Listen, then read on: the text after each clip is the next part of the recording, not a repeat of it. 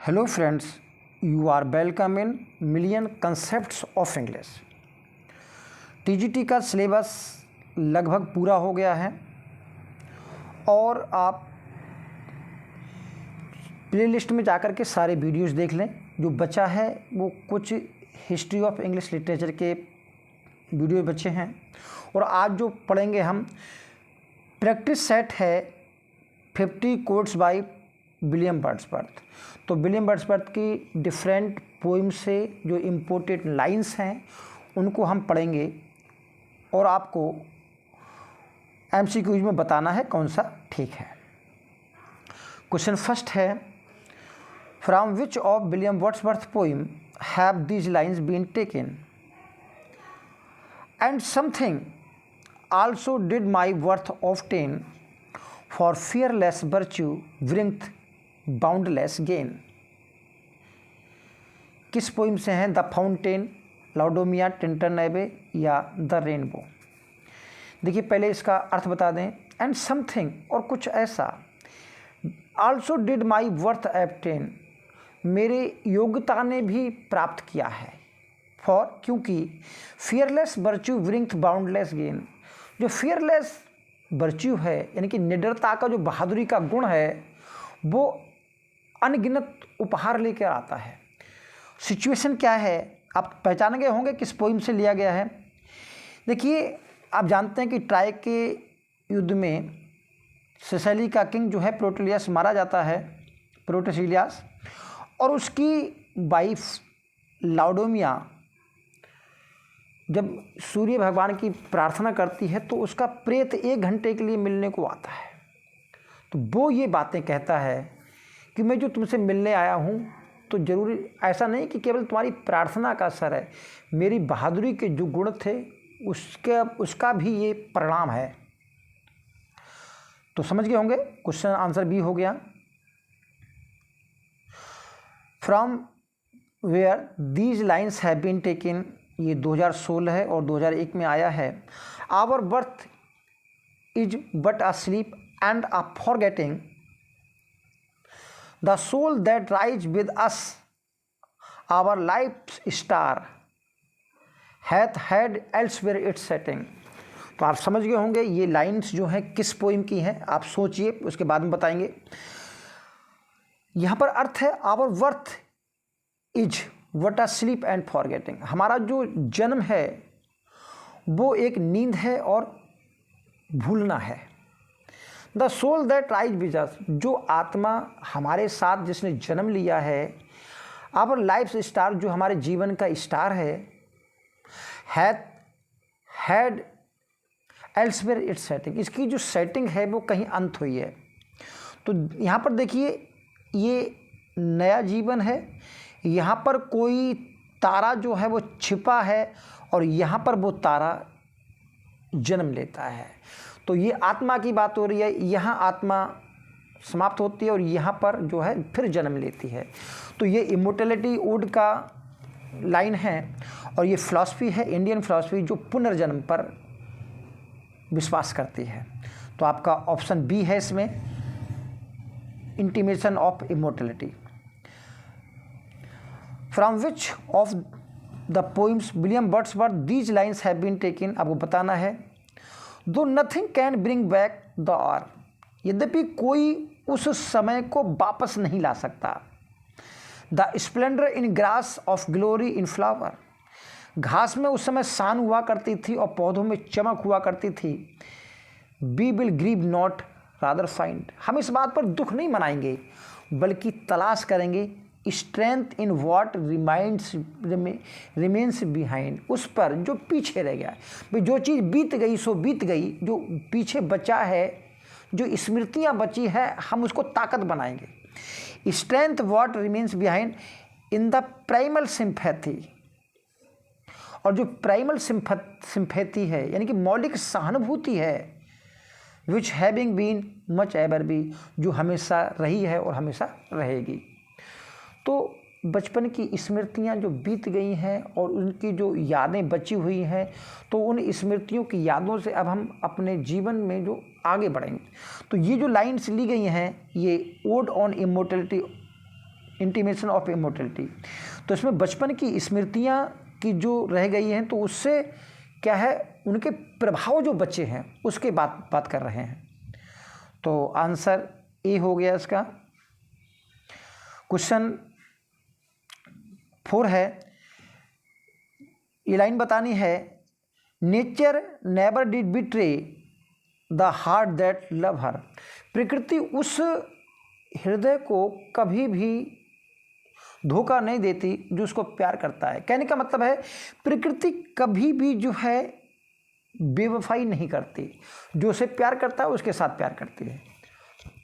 तो ये लाइन जो है विलियम वर्ड्सवर्थ अपनी जो सिस्टर डोरिथी से को कहते हुए कहते हैं टिंटन एबे में। ये ऑप्शन है। और ये लाइन बतानी है, the music in my heart I bore long after it was heard no more. जो म्यूजिक मेरे दिल में समाया हुआ था, लंबे समय बाद फिर ये नहीं सुनाई दिया। तो ये लाइन जो है बात कर रहे हैं, जब वो स्कॉटलैंड की यात्रा पर जाते हैं तो वहाँ पर एक सॉलिटरी जो रीपर है उसके गीत के बारे में बात कर रहे हैं। तो ऑप्शन आपका यहाँ पर बी होना चाहिए। क्वेश्चन नंबर 6 है, यहाँ पर लाइन बतानी है, कम fourth into the light of things let nature be your teacher. और नेचर को अपना अध्यापक बनने दो। तो ये बात किससे कहते हैं और किस पोइम से है, ये आपको बतानी है। तो यहाँ पर अर्थ है, कम fourth into light of things, चीज़ों के संपर्क में आइए। जो प्रकृति की चीज़ें हैं, पहाड़ हैं, नदियाँ हैं, वन है, इनके संपर्क में आइए, यानी कि प्रकृति के निकट पहुँचिए। Let nature be your teacher, जो नेचर है उसको अध्यापक बनने दो, सिखाने दो। तो ये बात टेबल टर्न में वो कहते हैं।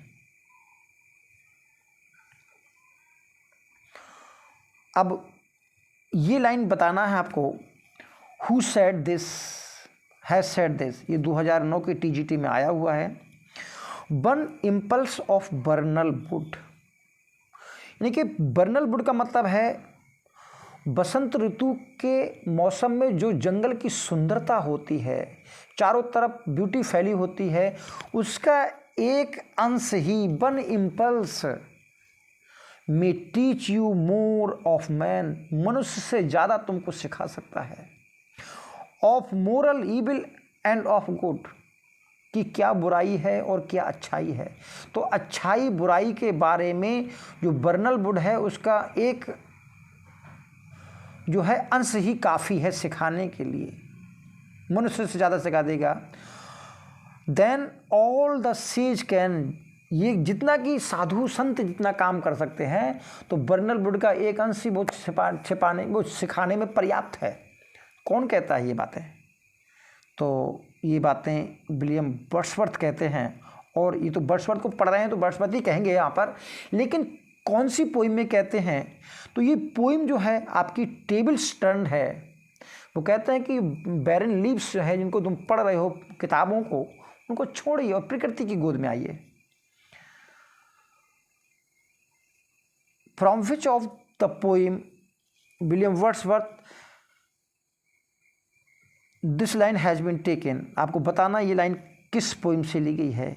Still the sad music of humanity, यहाँ पर कवि कहते हैं कि उन्होंने प्रकृति को देखना सीख लिया है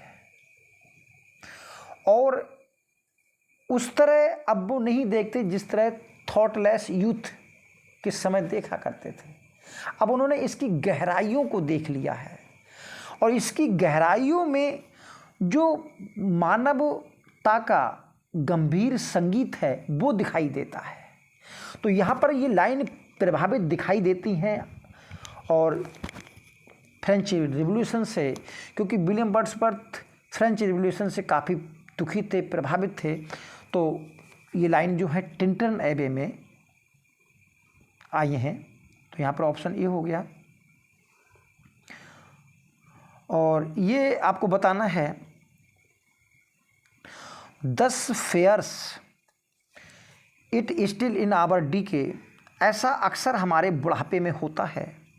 and yet the wiser mind, और एक अच्छा बुद्धिमान व्यक्ति भी mourns less what is takes away, उस बात पर कम दुखी होता है जो जिंदगी उससे ले गई है, than what it leaves behind, बजाय और उससे जो कि वो छोड़ के गई है। यानी कि हम उससे कम दुखी हैं जो प्रकृति हमसे जीवन ले गया है, बल्कि जो बचा हुआ उससे ज़्यादा दुखी है। तो ये लाइंस जो है आपको बताना है name of the poem from which the following lines या following words have been taken. Fountain, Laodamia, ode to duty या पील कैसल। तो ये लाइनें जो हैं फाउंटेन पोएम से ली गई हैं, और इसमें जो आपके मैथ्यू है 72 ईयर्स का ओल्ड मैन, वो विलियम वर्ड्सवर्थ से कहता है। तो this is option A. In which of the poem do these lines occur and yet a spirit still, अभी भी वो स्पिरिट की तरह है, एंड ब्राइट और चमकीली है, with something of angelic light, कुछ उसमें ऐसा है जो इसमें देवताओं की तरह है। तो ये लाइन किस पोएम की है? टिंटन एबे की, she was phantom of delight, या द फाउंटेन, या द टेबल टर्न। तो ये she was the phantom of delight में मैरी हचिंसन के बारे में ये बातें कही गई हैं। तो option B. Little we see in nature that is ours, हम प्रकृति में बहुत कम देखते हैं जो कि हमारे लिए है, जो कि हमारे लिए है। ये सुंदरता प्रकृति ने दी है, वो हमारे लिए ही तो दी है। तो ये लाइन किस पोएम से है? तो ये लाइन जो है इनके sonnet the world is too much with us से है। कहते हैं हमारे चारों तरफ सुंदरता जो फैली हुई है उसकी तरफ हम ध्यान नहीं देते हैं।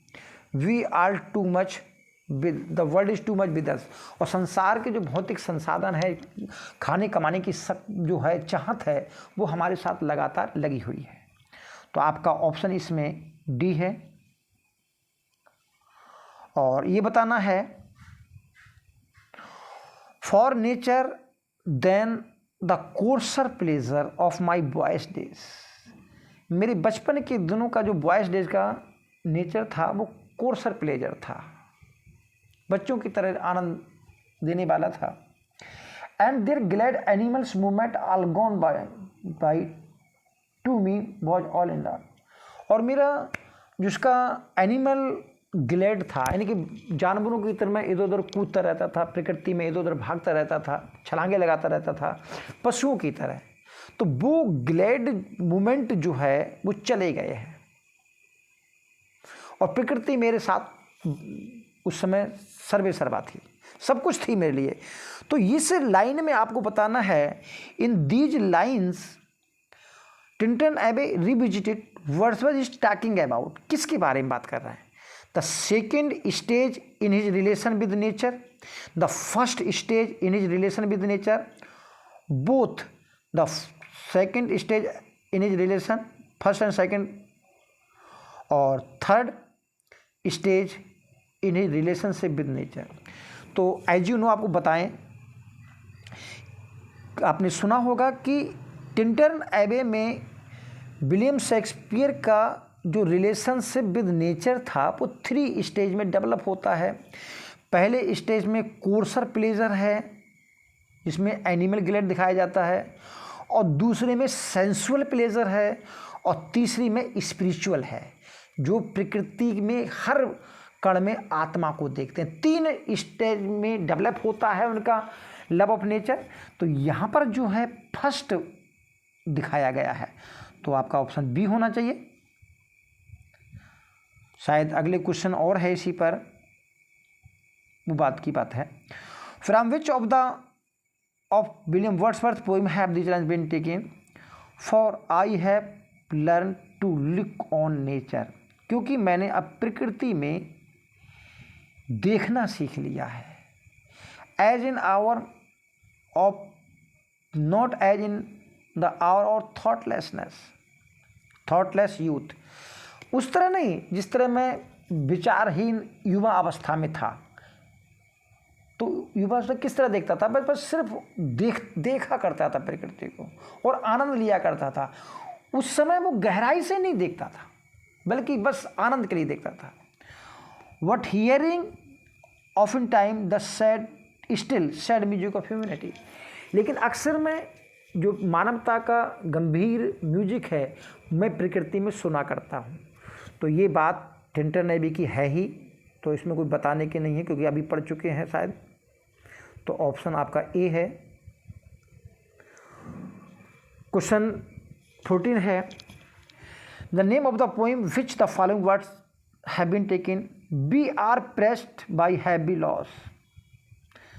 हम भारी नियमों से बंधे हुए हैं, उससे दबे हुए हैं। तो यहाँ पर दबे होने का मतलब है कि हम इस संसार में आए तो खाने कमाने के झंझटों में बंधे हुए हैं। And often glad no more, और अक्सर खुश नहीं रहते। We are a face of joy, हमारे चेहरे पर जो प्रसन्नता दिखाई देती है, because we have been glad of yore, वो इसलिए है क्योंकि हम पिछला जो समय बीत गया है उसमें खुश थे, वर्तमान में खुश नहीं है। तो बीते हुए समय की खुशी में हम खुश हैं, यानी बीते हुए समय को याद करके खुश हैं। तो ये line the fountain, Peele Castle, Laodamia, prelude किससे ली गई हैं? तो आपको पता लग ही गया होगा। ये लाइन जो है फाउंटेन है, जिसको मैथ्यू कहता है। अब यहाँ पर देखना है, the sounding cataracts haunted me like a passion. जो साउंडिंग कैटरैक्ट थे, आवाज़ करने वाले जो झरने थे, haunted me like a passion, भावना की तरह मेरे को अपनी ओर आकर्षित करते थे। And the tall rock, the mountain and the deep and the gloomy wood, their colours and their forms were to me an appetite. तो उनके गहरे जंगल, उनके रंग, उनके दशाएं मुझको भूख जागृत कर देते थे, मैं उनकी ओर उमड़ पड़ता था। तो यहाँ पर जो बात कर रहे हैं, ये आपके बात कर रहे हैं विलियम वर्ड्सवर्थ सेंसुअल लव की। तो यहाँ सेंसुअल लव की बात कर रहे हैं, और जब भी सेंसुअल लव की बात होगी तो कौन सा स्टेज होगा लव का? Second stage. तो यहाँ पर कह रहा है, इन दीज लाइन्स टिंटन एबे revisit Wordsworth talking about the second stage in his relationship with nature. ये आपका ऑप्शन होना चाहिए।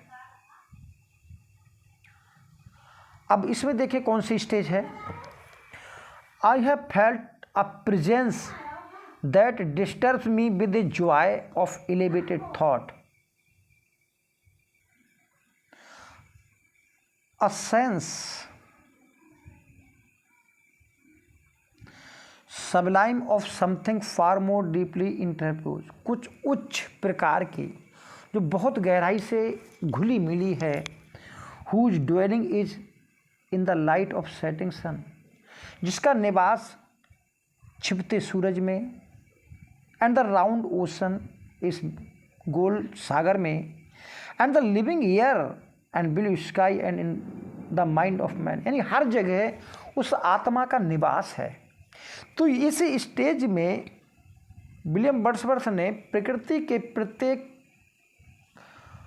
ऑब्जेक्ट में स्पिरिट के दर्शन करने शुरू कर दिए हैं। तो कौन सी स्टेज है वो आपको बतानी है। The second stage, the first stage, the both first and the second stage, या थर्ड स्टेज। तो जब आत्मा के दर्शन होते हैं तो थर्ड स्टेज होनी चाहिए। अब आपको बताना है, the god approve the depth. ईश्वर जो है गहरे प्यार को अप्रूव करता है। And the tumult of the soul, जो आत्मा का शोर होता है, बड़बोलापन होता है, उस पर स्वीकृति नहीं देता। ये लाइन जो है आपको बतानी है, name of the poem from which the following words have been quoted. तो पता लग गया होगा। ये जब लाउडोमिया प्रोटोसिलिया से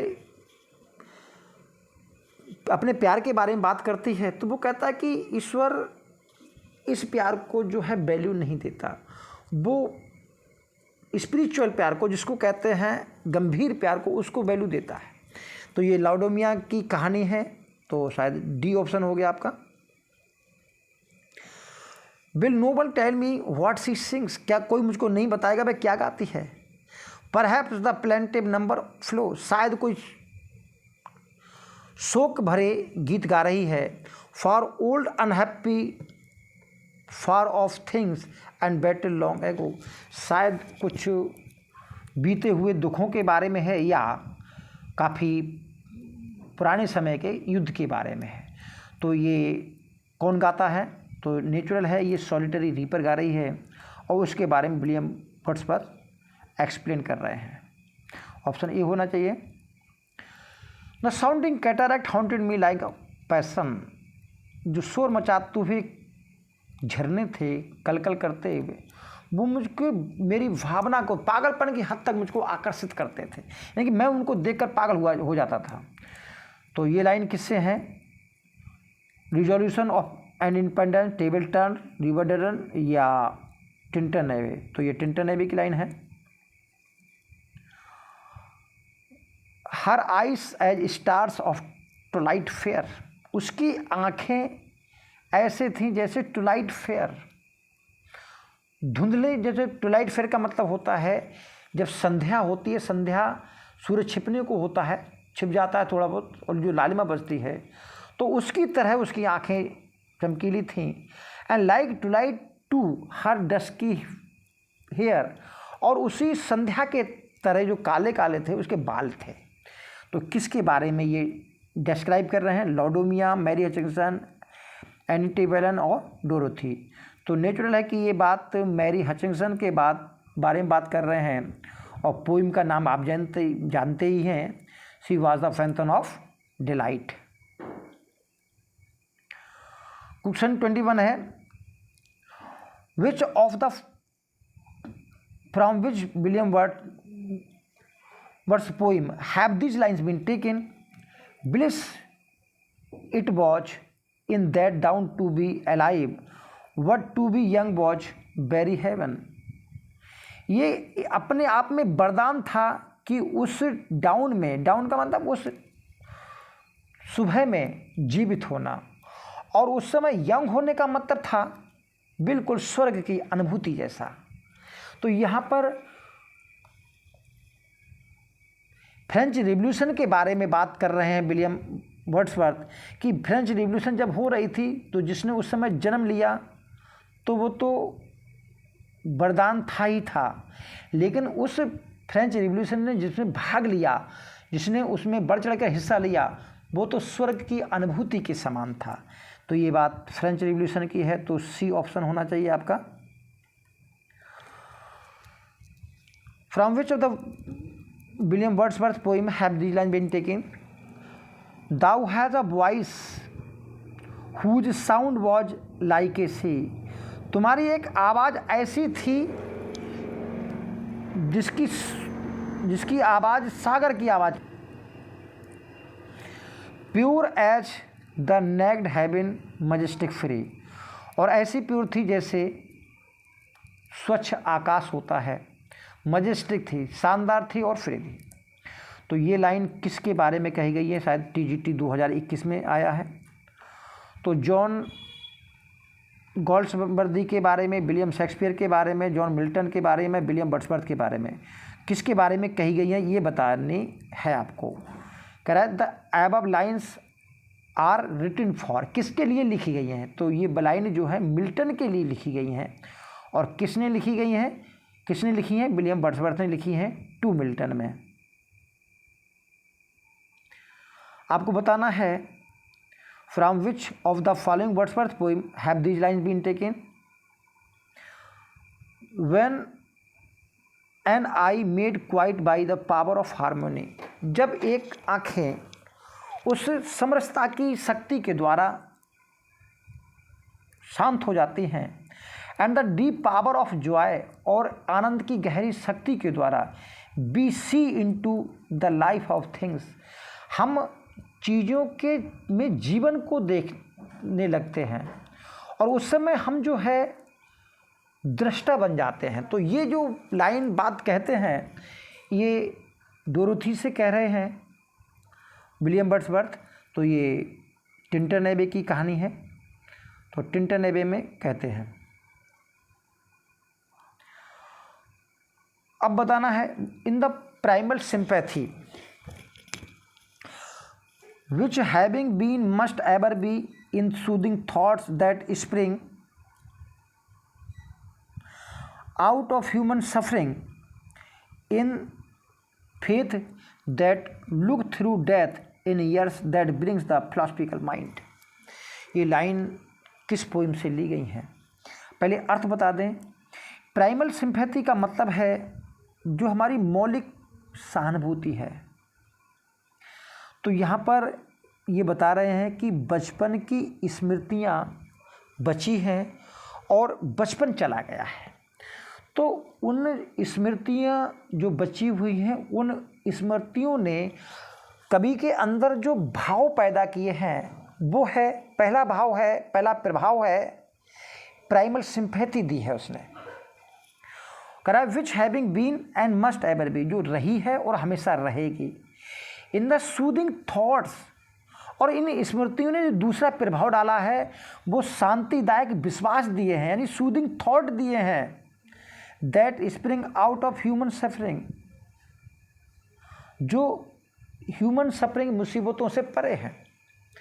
in faith that looks through death, और ऐसा विश्वास पैदा किया है उन स्मृतियों ने जो मृत्यु की तरफ तो देख रहा है, कि मृत्यु की तरफ देख रहा है कि मृत्यु आएगी।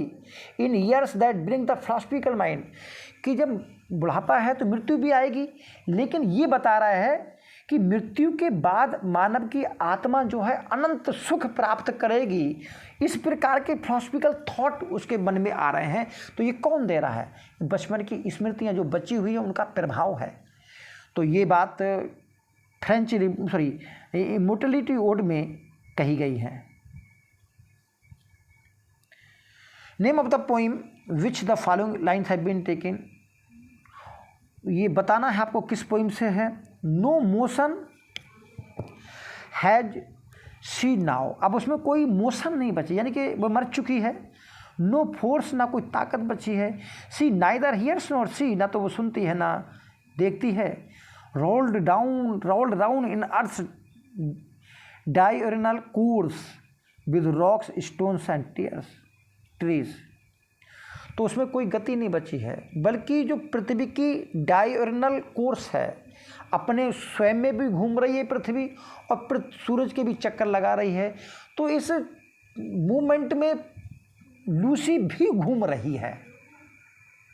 जिस प्रकार ये चट्टानें घूम रही हैं, स्टोन घूम रहे हैं और पेड़ घूम रहे हैं, उसी प्रकार लूसी भी चक्कर लगा रही है, लेकिन उसमें मूवमेंट नहीं है।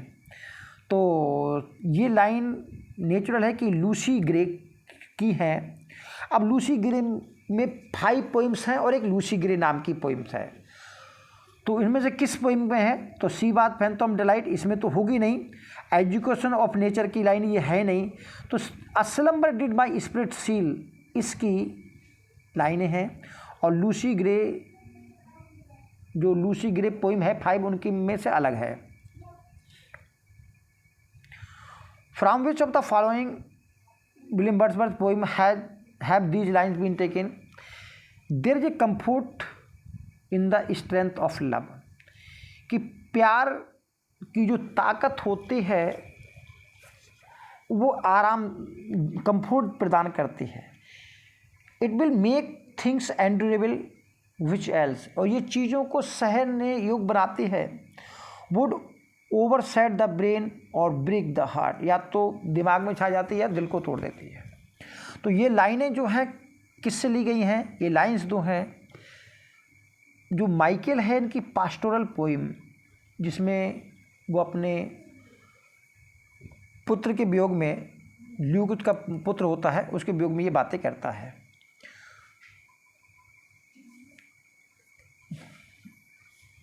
यहाँ बताना है I have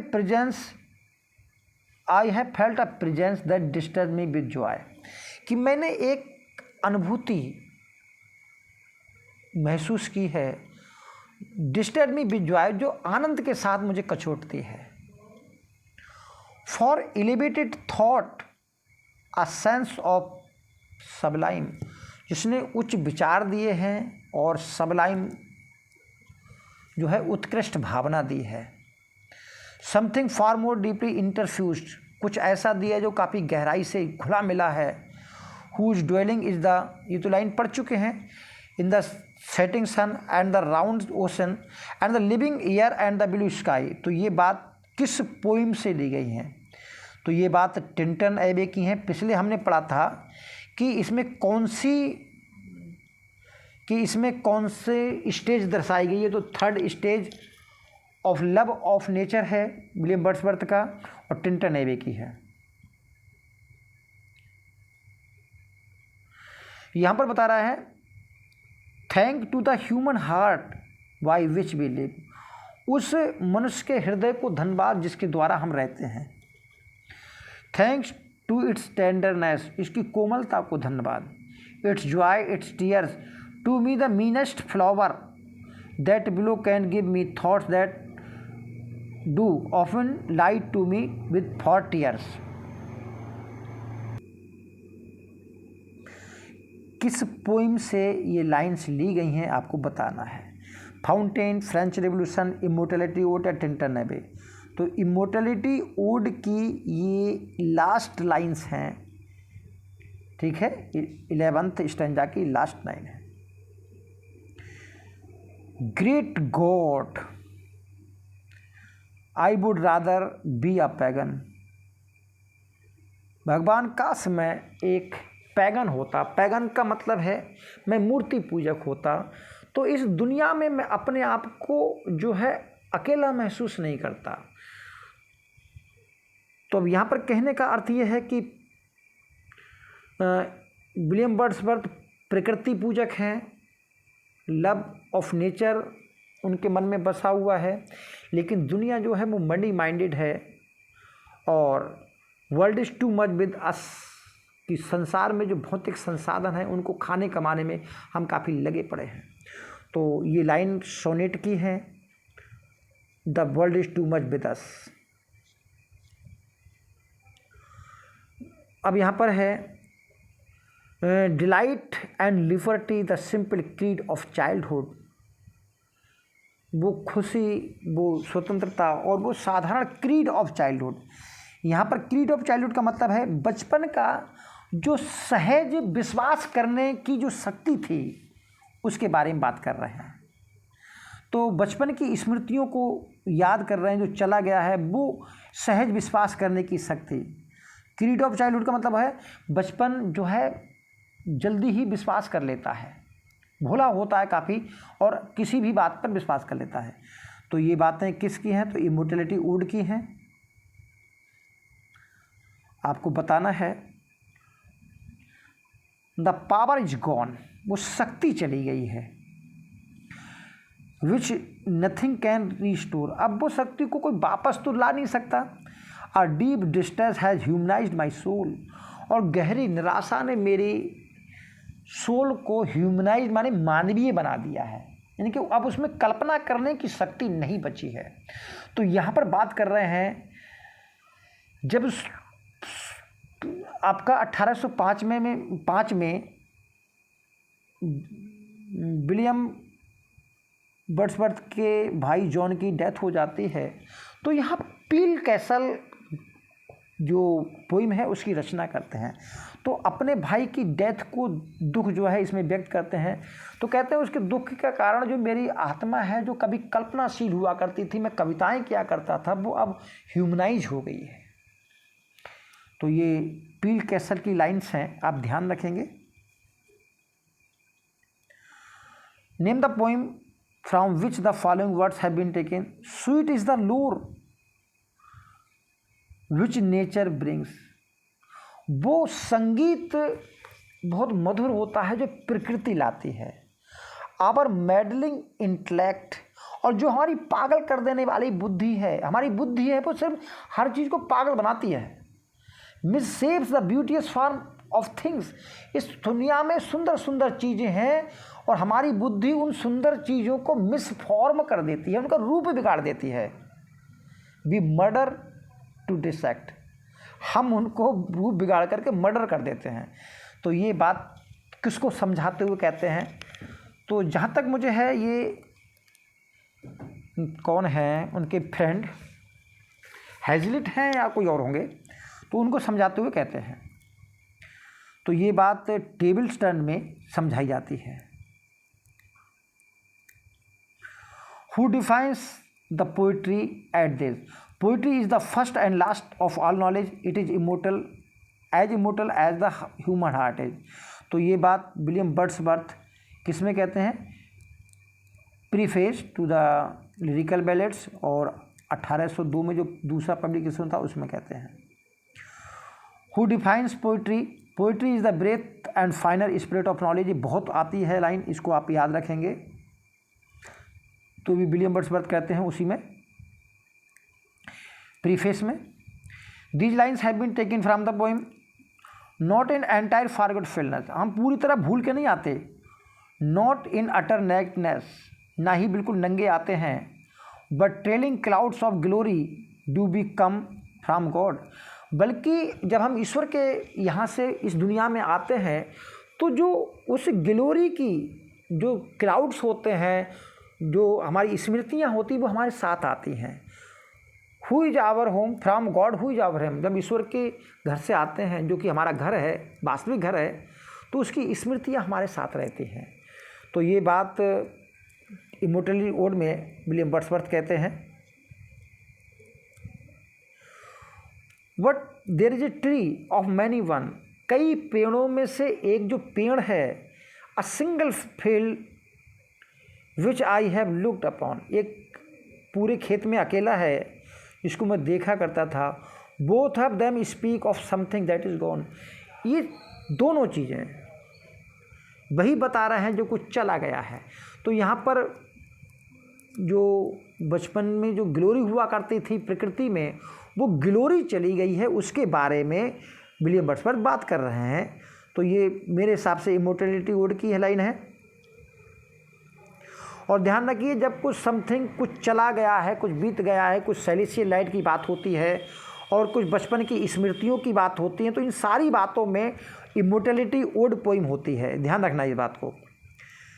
a Pence at my feet, मेरे पैरों के नीचे जो पेंसी है, छोटा सा फूल है, doth the same tale repeat, वही कहानी दोहराता है, whither is the fled the visionary gleam, वो सेलेस्टियल लाइट जो चमक थी वो कहाँ चली गई, where is it now the glory and the dream, वो शान, वो सपना, वो कहाँ गया। तो यहाँ पर बचपन में जो ग्लोरी चली गई प्रकृति से, उसके बारे में बात कर रहे हैं। तो नेचुरल है कि पोइम पहचान ली होगी आपने। तो इमोर्टलिटी ओड की लाइन्स हैं ये।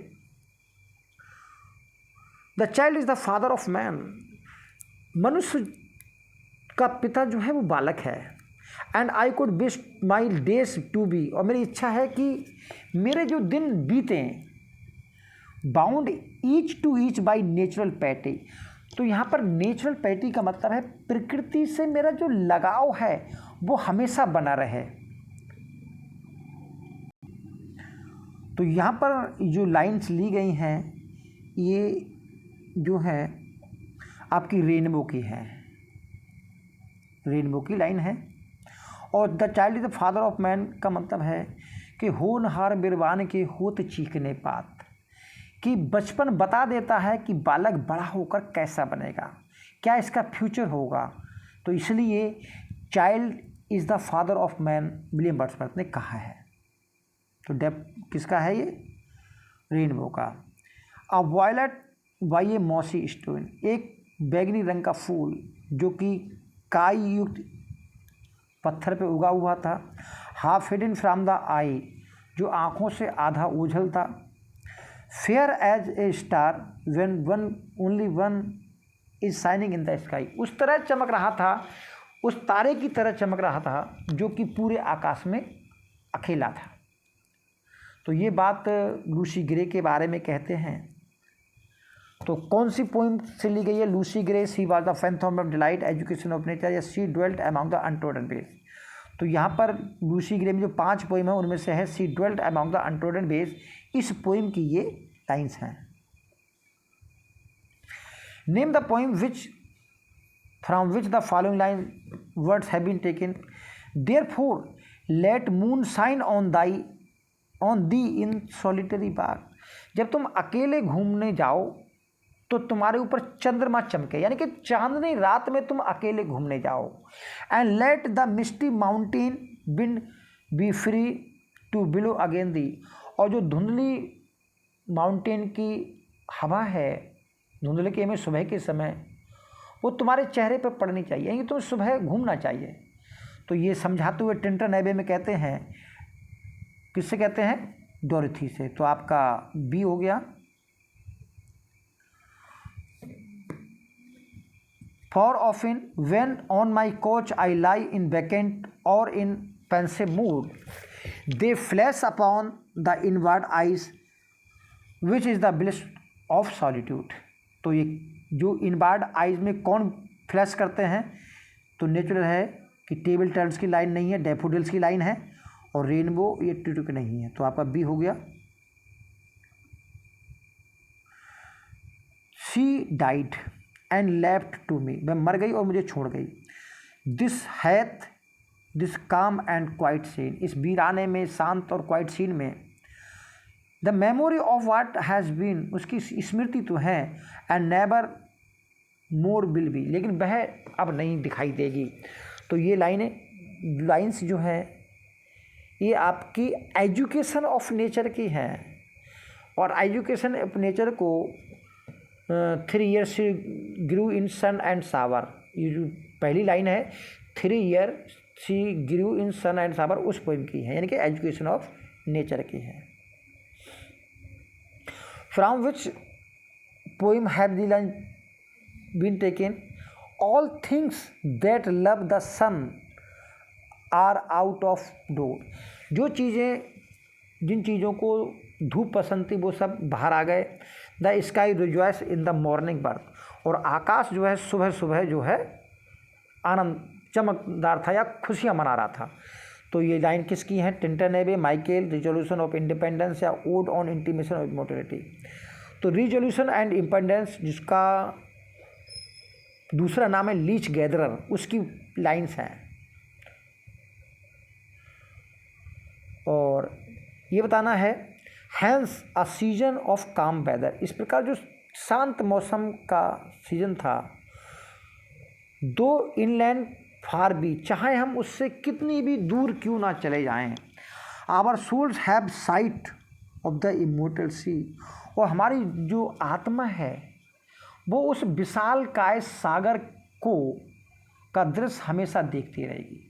तो यहाँ पर बात कर रहे हैं ईश्वर के देश के, ईश्वर के दुनिया के, और उस विशाल सागर की जहाँ पहले हम रहा करते थे और अब हम इस दुनिया में आ गए हैं। तो ये लास्ट लाइन्स हैं जो इमोर्टैलिटी ओड की। पहचान ली होंगी आपने। 5 क्वेश्चन और रह गए हैं। These lines have been taken from books it is dull and endless strife. किताबें जो भद्दी हैं और एंडलेस हैं, लगातार संघर्ष है इनमें। Come here the Woodland Lynette. सुनो जो वुडलैंड लिनेट छोटी चिड़िया गा रही है उसको सुनो। How sweet his music on my life. कितना मधुर वो गाती है, उसका मेरे जीवन पे कितना मधुर संगीत है। There is more wisdom in it. इसमें बहुत ज्ञान भरा है। तो ये लाइन किससे कही गई हैं? टेबल टर्न की है, BR7 की है, रेनबो की है, या preface to the lyrical ballads. तो ये टेबल टर्न में कही गई हैं।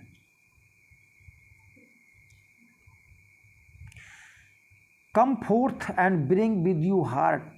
सामने आओ, यानी कि सामने निकल कर आओ, यानी कि प्रकृति की जो वस्तुएं हैं उनमें निकल कर आओ। That watches and receive. और ऐसा हृदय लेके आओ जो देखने की शक्ति रखता हो और ग्रहण करने की शक्ति रखता हो। खुले मन से आइए। तो ये भी बात किससे कही है? Rainbow, I wander, lonely as a cloud, table turn या टिंटन एबे। तो टेबल टर्न की लाइन है ये। तो आपका ऑप्शन सी है। From which of the poem William Wordsworth has these lines been taken?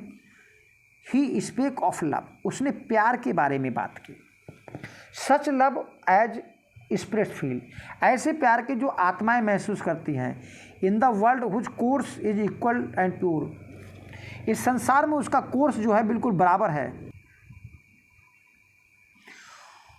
No fear to beat away, no strive to heal, और ये ऐसे प्यार के बारे में बात करते हैं जो जिसे बीट अवे का डर नहीं है, हार जाने का डर नहीं है। नो स्ट्राइव टू हील, ना उसमें संघर्ष की चिंता है। The past onside for and the future sure, ना तो पिछली बीती बातों पर वो आहें भरता है और उसका फ्यूचर जो है वो श्योर है। तो ये बात किस पोइम से है? लॉडोमिया, पीर कैसल, फाउंटेन या इमॉर्टैलिटी ओड?